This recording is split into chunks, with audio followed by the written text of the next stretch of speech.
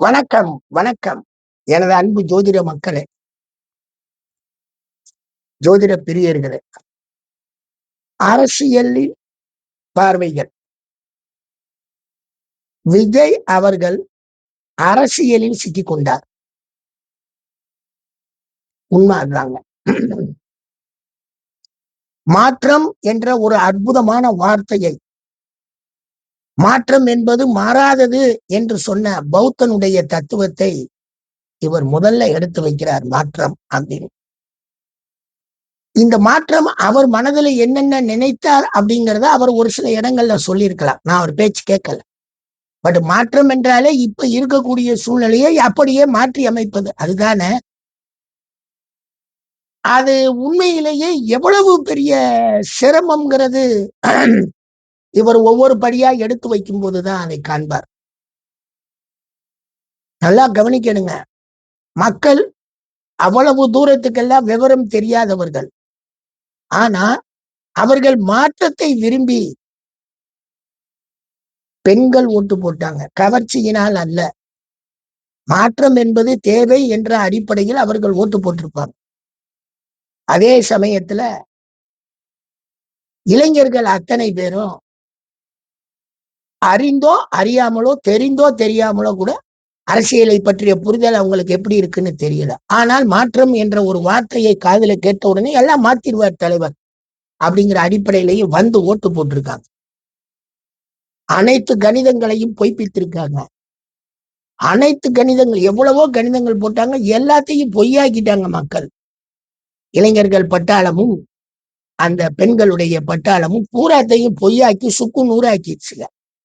எங்களாலும் இது முடியும், எங்களாலும் கொண்டு வர முடியும், நாங்களும் முழித்திருக்கிறோம் விழித்திருக்கிறோம்னு எந்திரிச்சு வந்துட்டாங்க.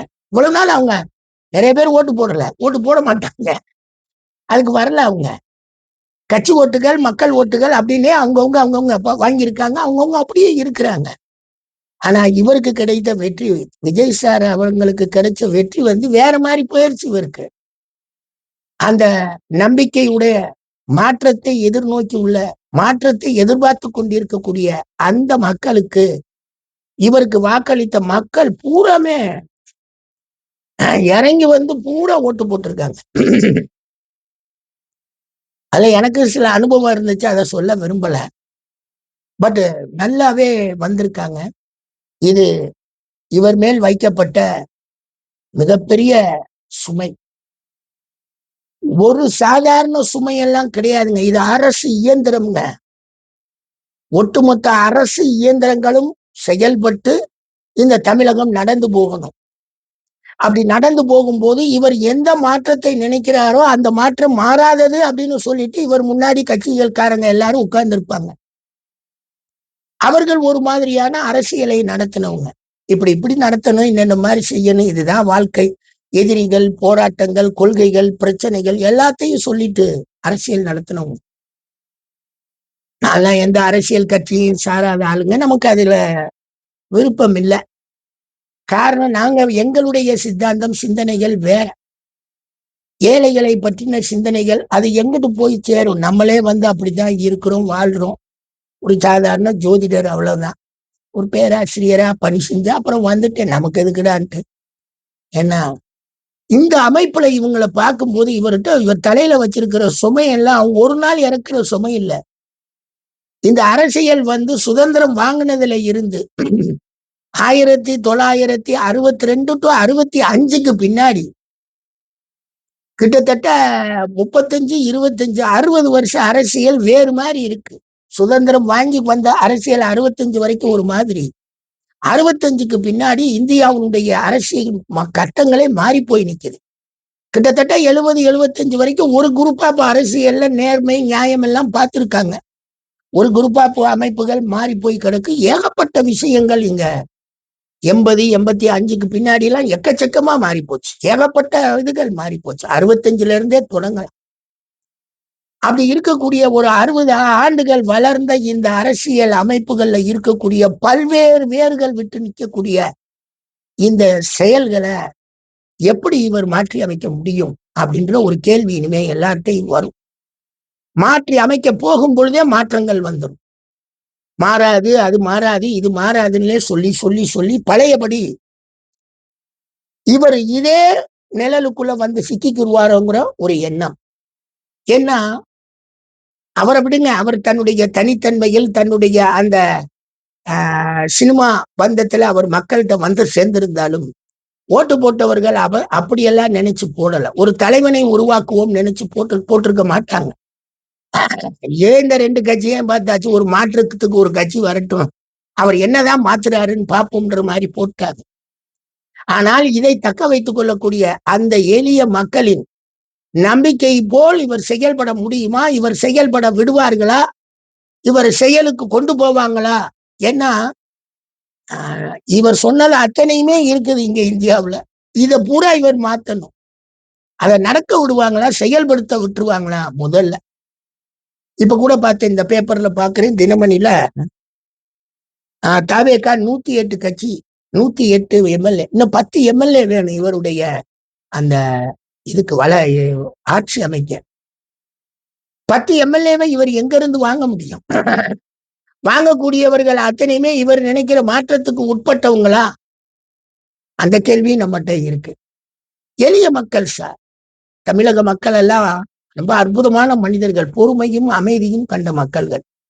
என்னமோ நடக்கட்டும், நல்லது நடந்தா சரின்னு பல காலங்கள் ஓட்டு போட்டு வந்துட்டாங்க. யாரையும் எந்த கட்சியும் யாரையும் கெடுக்கல. ஏன்னா அவங்க பாட்டுக்கு அவங்கவுங்க அரசாட்சி பண்ணாங்க, போனாங்க. ஆனால் இவர் கூறுவது போல் சொல்லக்கூடிய மாற்றங்கள், இவர் எதில் குறை கண்டாருன்னு தெரியல. அந்த குறைகளை இனி இவர் எது அளவுக்கு எதுல மாறி இருக்காரு, எந்த மாற்றத்தை கொண்டு வந்திருக்காருன்றது அந்த மக்கள் எதிர்பார்க்கிறாங்க. இந்த இந்தியாவிலேயே தமிழக மக்கள் மாதிரி எல்லாம் மகிழ்ச்சியாக, சந்தோஷமாக, சுதந்திரமாக தங்கள் பணிகளை இத்தனை ஆண்டுகள் சுதந்திரம் பெற்று இத்தனை ஆண்டுகள் செய்தவங்க யாருமே இருக்க முடியாது. இங்க அவ்வளவு தூரத்துக்கு சிறப்பான ஆட்சியாளர்கள் ஆட்சி பண்ணிட்டு போயிட்டாங்க. லஞ்சம், லாவண்யம், ஊழல், குற்றம், அதை பத்தி எல்லாம் எங்க சாதாரணமான எங்களை மாதிரி மக்களுக்கு அது தேவையில்லை. ஏன்னா நாங்க அதெல்லாம் பார்த்ததே கிடையாது. 1 கோடி ரூபாயை என்னைக்கு நாங்க பார்த்திருக்கோம்? நாங்க அதெல்லாம் என்னன்னது கூட கிடையாது. அப்படிங்கிறப்ப எங்களுக்கு அங்கெல்லாம் சிந்தனை கிடையாது. நாங்கள் நல்லா வாழணும், வளரணும், இருக்கணும் அப்படிங்கிற அடிப்படையிலேயே ஓட்டு போட்டு வந்த நம்மளுடைய தமிழக மக்கள். ஆனால் இன்று என்ன நடந்திருக்குன்னா, ஓட்டு போடாத மக்கள் ஓட்டு போட்டிருக்காங்க. அதுதான் இங்க ஒரு பிரச்சனையே. வழக்கம் போல் அரசியல்வாதிகள் ஓட்டு போட்டு அவங்க சரி, இவங்க வருவாங்க, இவங்க வரமாட்டாங்க, இவங்க நல்லாட்சி தந்தாங்கன்ற அடிப்படையில் தான் நம்மகிட்ட வந்த இது அரசியல் கணிதம் எல்லாம் வந்தது. இவர் வந்துருவாரு அப்படின்னு. ஆனா யாருமே ஓட்டு போட மாட்டாங்கன்னு நினைச்சவங்க எல்லாரும் எந்திரிச்சு வந்து ஓட்டு போட்டு, பெண்கள்ல பெரும்பகுதியினர் ஓட்டு போட்டு விஜய் அவர்கள் மேல தலையில மிகப்பெரிய சுமைய வச்சுட்டாங்க. அவர் இந்த மிகப்பெரிய விஷ பரீட்சை இல்லை, இது விஷமெல்லாம் 2வது மிக பயங்கரமான பிரச்சனை. அதுல இருந்து இவர் எப்படி தப்பிச்சு வர போறார்? எத்தனை பேருடைய தாக்கங்கள், எத்தனை பேருடைய வேகங்கள் தாங்குவாரா, இல்ல விட்டுட்டு வந்துருவாரா? பார்ப்போம். உண்மையிலேயே எனக்கு அந்த ஒரு பெரிய நிகழ்வு நிகழ்த்தி காமிச்சுட்டாங்க மக்கள். அந்த நிகழ்வுகள்ல வந்து தன் பேரு, புகழ், அந்தஸ்து அத்தனையுமே பாதுகாத்து அந்த மக்களுக்கும் இவர் மாற்றத்தை நான் இதில் கொண்டு வந்தேன் இவர் சொல்ற அளவுக்கு இவர் தயாராகணும். நடக்குமாங்கிறது தெரியலைங்க. ஏன்னா கிட்டத்தட்ட 60 ஆண்டுகளுக்கு மேல் புறையோடி போன அரசியல் வாழ்க்கை பல மாற்றங்களை கண்டாச்சு. பல்வேறு அரசியல் அமைப்புகள் வந்தாச்சு. இவருக்கு சாதாரணமாக இவர் ஒரு செயலை செய்தாலுமே அது இனி வந்து விளம்பரப்படுத்தப்படும். எதிர்கட்சியினர் அவ்வளவு தூரத்துக்கு எல்லாருமே, இவரை தவிர மீது எல்லாரும் இவருக்கு எதிர்கட்சியினர் தானே, எல்லாரும் எந்த அளவுக்கு அதை பரப்புவாங்கன்னு பாருங்க. ஏன்னா அவர்கள் எல்லாம் பூராமே ஆலமரம் போல் விழுது விட்டு வாழ்ந்து கொண்டிருந்த ஒரு அரசியல்வாதிகள். பூரா பேரும் போயிருக்கக்கூடிய அத்தனை பேருமே அந்த அரியணையில் அமரக்கூடிய பூரா பேருமே புது ஆளுகள். எந்த பல்திரி எடுத்தாலும் அந்த புது ஆள்கள் தான், புது அமைப்பினர் தான். வரவேற்கக்கூடியது புதியவர்கள் வர்றது. எந்த அளவுக்கு இவருடைய மாற்றத்துக்கு அவரை செயல்படுத்த விடுவார்கள், அவர்கள் எவ்வாறு செயல்பட்டு அவர்கள் வருவார்கள் பார்ப்போம். ஆனா உண்மையிலேங்க தமிழக மக்கள் வந்து இந்த தடவை என்ன பண்ணாங்கன்னா, மக்கள் ஓட்டு போடக்கூடிய மக்கள்கள் அழகாக ஓட்டு போட்டு தங்கள் கட்சிக்கு உண்டான ஓட்டுகளை போட்டுட்டு போயிட்டாங்க. ஆனா இந்த ஓட்டு போடாத மக்கள் ஓட்டை பத்தியே சிந்திக்க மாட்டான். ஓயா யார் ஜெயிச்சா என்ன அப்படின்ட்டு போகக்கூடிய அந்த மக்கள் பூரா எந்திரிச்சு வந்து ஓட்டு போட்டு இவர் தலையில இவ்வளவு பெரிய சுமைய வச்சுட்டாங்க. அதைத்தான் நானும் பார்க்கிறேன். சிக்கி கொண்டார் விஜய் அவர்கள். ஏன்னா எவ்வளவு பெரிய கஷ்டம்னு போக போக பாப்பீங்க. போக போக ஒவ்வொன்னா நமக்கும் தெரியும். இந்த ஒருத்தர் அறிக்கை விடுறாரு. அந்த பேராசிரியர் இது துணைவேந்தர்களை எல்லாம் நியமிங்கள்னு சொல்லி ஒருத்தர் அறிக்கை விடுறாரு. அது எவ்வளவு பெரிய பிரச்சனையாக இருந்தது, அந்த கல்வி திட்டத்துல எவ்வளவு பெரிய பிரச்சனைகள் வந்தது, எப்படியெல்லாம் இருந்ததுன்னு சொல்லி அதுக்காக எத்தனை வழக்கு மன்றங்கள், எத்தனை செலவுகள், எவ்வளவு தீர்ப்புகள் போய்கிட்டே இருக்கு. பார்ப்போம் இவர் எவ்வளவு பெரிய மாற்றத்தை கொண்டு வருகிறார்னு. உண்மையிலேயே மாற்றம் வேணும். அது மக்கள் விரும்பினதுல நானும் அதுல ஒரு ஆள் தான். மாற்றத்தை நாங்கள் விரும்புகிறோம். ஏன் எல்லாருமே மாற்றத்தை விரும்புவார்கள். உங்களால் அதை செயல்படுத்த முடியும் என்றால் இது ஒரு நல்ல மக்கள் சக்தி. நல்லா வந்து சேர்ந்திருக்கிறாங்க. செயல்படுத்த முடியுமா? செயல்படுத்த விடுவார்களா? பார்ப்போம். அதுல இந்த மக்களுக்கும் பங்கு இருக்கு. மாற்றத்தை விரும்பாத மக்களுக்கும் பங்கு இருக்கு. ஏன்னா அதே சமயம் மாற்றங்களை விரும்பாத அரசியல்வாதிகளுக்கும் பங்கு இருக்கு. எங்க கொண்டு போய் எப்படி மிகப்பெரிய சிக்கல் இது. இதை அவுக்கிறதுக்கு 5 ஆண்டுகள் போகாதுங்க. 60 ஆண்டு வளர்ந்த ஒரு சிக்கலை எப்படி 5 ஆண்டுல நீங்க ஒரே நாள்லயே மாத்திட முடியும்? பார்ப்போம் எந்த அளவுக்கு இவர் செயல்படுத்த போறாருன்னு. பாவமுங்க. இந்த மக்கள் பூராமே எவ்வளவு தூரத்துக்கு ஏமாந்திருந்தார்கள், எவ்வளவு தூரத்துக்கு பொறுமையா இருந்தார்கள், எவ்வளவு தூரத்துக்கு ஒரு மாற்றத்தை கொண்டு வர வேண்டும் என்ற அடிப்படையில் ஒரு தலைவன் வருகிறார், அவருக்கு நாம் ஜெயிக்க வைப்போம்னு போறாருன்னு பாருங்க. உண்மையிலேயே வாக்களித்தவர்கள் அத்தனை பேருமே மாற்றத்தை விரும்பக்கூடிய அடிப்படைகளை தான் போட்டிருக்கணும். ஒரு பகுதியினர் வேணா கவர்ச்சியில் போட்டிருக்கலாமே தவிர பலர் வந்து மாற்றத்தை விரும்பக்கூடிய தமிழக மக்களாக இருந்திருக்கார்கள். இது அறிவாளி கூட்டம்னே வச்சுக்கலாம். எல்லாரும் தற்கூறிங்காங்க. நாங்க அப்படியெல்லாம் நான் பார்க்கல. எப்படி இவங்க அப்படி போக முடியும்? ஏன்னா மக்கள் தானே தேர்ந்தெடுத்திருக்கிறாங்க. அங்க இருக்கக்கூடிய அரசியல்ல இருக்கக்கூடியவங்களை பத்தி சிந்திக்கலையே. ஒரு மாற்றத்தை நிகழ்வதற்காக மக்கள் தேர்ந்தெடுத்திருக்கிறாங்க. இந்த மக்களுக்கு தான் நம்ம வந்து எதிர்பார்ப்புக்கு தகுந்த மாதிரி அவர் செயல்படணும். எப்படி செயல்பட போறார், அவர் கட்சியினர், அவர் எல்லாருமே வரணும். இது வந்து மக்களுக்கு கிடைத்த மாற்றத்தை விரும்பும் மக்களுக்கு கிடைத்த ஒரு வெற்றியாக இருக்கு. அந்த வெற்றியின் அமைப்பை இவர் எவ்வாறு இந்த மாற்றத்தை இவ்வாறு இருக்கக்கூடிய அரசியல் அமைப்பை நான் இவ்வாறு மாற்றுகிறேன் என்று மாற்றட்டும் பார்ப்போம். எல்லாரும் எந்திரிப்பாங்க.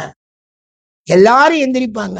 வாழ்த்துறது என்ன அப்படியே அப்பா எப்படி எல்லாம் தப்பிக்க போறாரோ, என்னென்ன பாடுபட போறாரோ. சிக்கி கொண்டார். உள்ள போன உடனே தெரியும் எவ்வளவு விஷயங்கள், எவ்வளவு பிரச்சனைகள். ஆலோசனை கூறுபவர்கள், ஆலோசனை மாற்றுபவர்கள், எதிர்ப்பாளர்கள், இது பாவங்க. நல்லா இருந்திருப்பாருன்னு நினைக்கிற மகிழ்ச்சியா அவரை கொண்டாந்து அரசியல்ல கொண்டாந்து நிப்பாட்டி மக்கள் அழகு பார்க்கிறாங்க. அவன் மிகப்பெரிய சிரமமான விஷயத்துக்குள்ள வந்து சிக்கியிருக்கான். மிகப்பெரிய சிக்கல், மிகப்பெரிய விஷயம். இனி ஒவ்வொரு இடத்துலையும் தனது கட்சியின் தொண்டர்கள், அமைப்பினர்கள் அப்படி இப்படின்னு சொல்லி பெரும்பாடு படணும். அவர் பெரும் பாடுங்க. தனி ஒரு மனிதனாக இருந்து பெரும்பாடு. அவருக்கு தான் ஓட்டு போட்டாங்க. யாருமே எம்எல்ஏ பார்த்தது இல்ல. அந்த கட்சியில ஜெயிச்சவரெல்லாம் வந்து ஓட்டு கேட்டதா வரலாறும் இல்ல. நின்றார், அவ்வளவுதான். இவங்க பேருக்கு நிப்பாட்டிருக்காங்க. எல்லாரும் செலக்ட் பண்ணிட்டாங்க. எலெக்ட் ஆயிட்டாங்க. எல்லாருமே செலக்ட் பண்ணி எலெக்டும் பண்ணிட்டாங்க. இப்ப நேனே கேட்டா நான் இது எலெக்ட்ங்கிறத காட்டி செலக்ட்ன்னு தான் சொல்லுவேன். ஏன்னு கேட்டீங்கன்னா எலெக்ஷன்ல வர்றது விஷயம் வேற. இது தனியாக இவரை செலக்ட் செய்யக்கூடிய அடிப்படையில மக்கள் ஓட்டு போட்டிருக்காங்க. ஆனா சரியான போட்டின்லாம் சொல்ல முடியாது. ஏன்னா இவர் வந்தே 3 ஆண்டுகள் தான் ஆகுது. இது வந்து கிட்டத்தட்ட பாரம்பரியமா 100 ஆண்டு வாழ்ந்த கட்சி, 50 ஆண்டு வாழ்ந்த கட்சின்லாம் நிறைய இருக்கு. அங்க வந்து சரிசமமான போட்டி எல்லாம் கிடையாது. இவர் செலக்ட் ஆயிருக்காரு, நான் எலெக்ட் ஆகல. இந்த செலக்ட் ஆன இந்த விஜய் அவர்கள் எவ்வளவு பெரிய சுமையை தூக்கி வச்சிருக்காங்க இந்த மக்கள். ஒருத்தர் சிக்கிக்கிட்டாருன்னு அவரை தூக்கி கொண்டு போய் தலையில தூக்கி வச்சுட்டாங்க. எப்படி நடத்துவாங்க, எப்படி இருப்பாங்கன்னு நம்ம பார்க்கணுங்க. உண்மையிலேயே தமிழர்கள் எப்பொழுதுமே அறிவாளிங்க.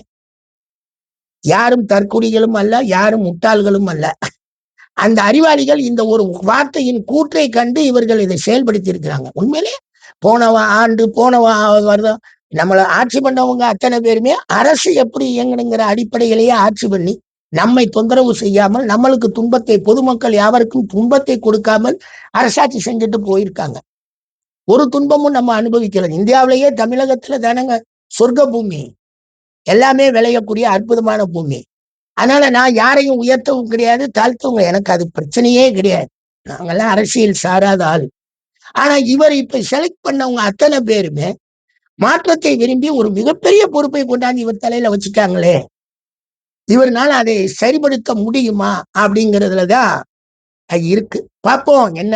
என்ன எனக்கு தெரிஞ்சு இயலாத ஒன்று அப்படின்றது எனக்கு மனசுக்குள்ள படுது. வேணா ஒரு சில மாற்றங்களை அவர்னால செய்ய முடியுமா, அதுக்கும் அனுமதிக்குமா இந்த அரசியல் அமைப்பு அப்படின்னு தெரியலைங்க. பார்ப்போமுங்க. இந்த நம்பிய மக்கள் ஏமாந்துடக்கூடாது. வேற ஒண்ணும் இல்லை. ஓட்டு போட்ட அந்த எந்திரிச்சு வந்து ஓட்டு போட்டானா அவங்க எல்லாம் ஓட்டு போடணும்னு நாங்க நினைச்சாருங்க.